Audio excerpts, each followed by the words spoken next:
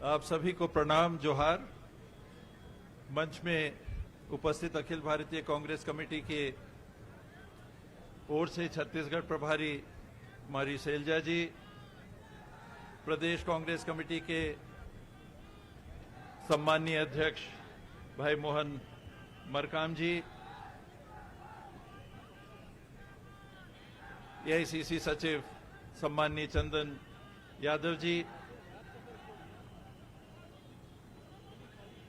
मंच पे उपस्थित सभी वरिष्ठ जन, सभी को नाम लिए बिना मैं एक साथ सबका संबोधन कर रहा हूं, क्षमा करेंगे। उपस्थित कांग्रेस के विभिन्न जिलों से आए पदाधिकारी, आज राहुल जी को विदेश में लोगों ने बुलाया और वहां जिन बातों को राहुल जी रख रहे हैं, देश की वर्तमान स्थिति का आप आकलन करें कि देश में कही हुई बातें हम तक पहुंचने नहीं दी जाती। देश के प्रजातंत्र के मंदिर में कही हुई बातें, जिनको कहने का विशेष अधिकार सदन के प्रतिनिधियों को रहता है, चुने हुए प्रतिनिधियों को रहता है, उनकी बातें वर्तमान प्रजातांत्रिक तथा कथित प्रजातांत्रिक व्यवस्था के तहत विलोपित कर दी जाती हैं। हम सुन नहीं पाते पूरी तरह से। आज देश की दुर्भाग्यजनक स्थिति ऐसी है, प्रजातांत्रिक व्यवस्था की स्थिति ऐसी है कि हमारे नेता आमंत्रण पर विदेश में जाते हैं,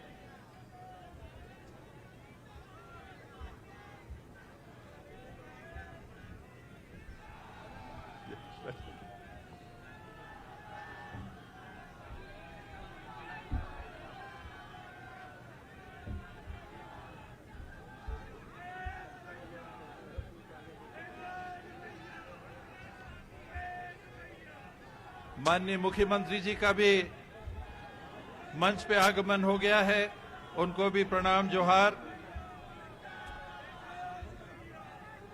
जिस बात को मैं कह रहा था कि आज हमारे देश के हालात ऐसे हैं कि हमारी राय देश के बाहर अगर प्रकट होती है तो वो हम तक पहुंचती है, लेकिन हमारी बातें हमारे वरिष्ठतम नेता देश में कहते हैं, जहां उनका अधिकार है कहने का, जहां सदियों तक वो कही गई बातें पार्लियामेंट में आने वाली पीढ़ियों के लिए अंकित हो जाती हैं, रिकॉर्ड में आ जाती हैं, वहां उन्हें विलोपित कर दिया जा रहा है। और विलोपित किस बात को किया जा रहा है? एक औद्योगिक घराना है, अदानी जिनका नाम है, एक कंपनी जिसका नाम है अदानी, उनके बारे में राहुल जी ने कुछ बातों को उठाया, तो सारी बातें आने वाली पीढ़ियों के जानकारी के लिए जो पार्लियामेंट में अंकित होती, उसे हटा दिया जा रहा है और लोग कह रहे हैं कि प्रजातंत्र जीवित है। किस प्रकार के प्रजातांत्रिक व्यवस्था को प्रभावित किया जा रहा है, उसका ज्वलंतम उदाहरण देश के सबसे बड़ी विपक्षीय दल के वरिष्ठतम नेताओं में हमारे पूर्व अध्यक्ष राहुल जी की बात को भी विलोपित कर दिया जाता है। राहुल जी ने क्या कहा था?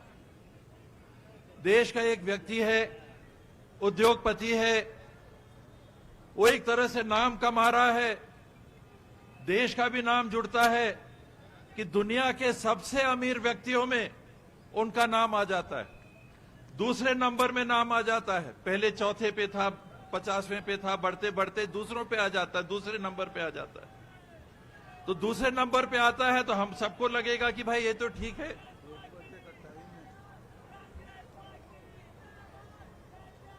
लेकिन राहुल जी ने किस बात को उठाया, जिसके बारे में राजेंद्र जी भी अभी कह रहे थे? ये कंपनी की सच्चाई क्या है?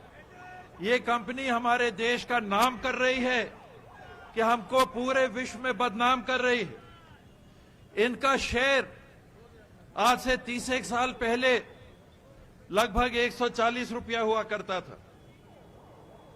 इनके कंपनी का शेयर लगभग 140 रुपए का हुआ करता था। कुछ साल पहले धीरे धीरे ये बढ़ा, 140 से 170 हुआ, 170 से 200 पार किया, 200 से पार के 300 पार किया और 2-1 साल पहले ये 400 कुछ पे पहुंच गया, 144 से 400 पे। राहुल जी का प्रश्न क्या है? 400 की बात नहीं है। राहुल जी कह रहे हैं ये कंपनी जिसके साथ देश का भी नाम जुड़ा हुआ है, जिसको दुनिया के सबसे अमीर लोगों में दूसरे नंबर पे गिना जा रहा है, इनके कंपनी का शेयर 2-3 सालों के अंदर 400 रुपए से 3,400 रुपए कैसे हो गया? 3 साल के अंदर आपने कभी नहीं सुना होगा दुनिया में किसी भी कंपनी के साथ आज तक ऐसा नहीं हुआ है, ना हो सकता है कि 3 साल के अंदर किसी कंपनी का शेयर लगभग 9 से 10 गुना बढ़ जाए। इसके पीछे खेल क्या है? इसके पीछे हो क्या रहा है? उस बाबत राहुल गांधी जी ने पार्लियामेंट में बात उठाई और पार्लियामेंट से वो बातें, उनकी बातों को विलोपित करा दिया गया, कर नहीं दिया गया, करा दिया गया। ये खतरा है भारत के लोकतंत्र के ऊपर आज कि आप अगर किसी कंपनी के सच्चाई के बारे में जानना चाहेंगे, आप उतने अमीर हो गए, ठीक है, लेकिन कैसे हुए? 1 नंबर से हो रहे हैं कि 2 नंबर से हो रहे हैं?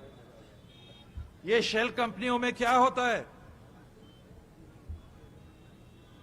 मैं किसी शेल कंपनी को खरीदता हूं, हमारे यहां जो व्यापार की व्यवस्था बनी हुई है सेबी इत्यादि के माध्यम से, उसमें कोई भी एक प्रमोटर एक निश्चित प्रतिशत ही शेयर रख सकता है।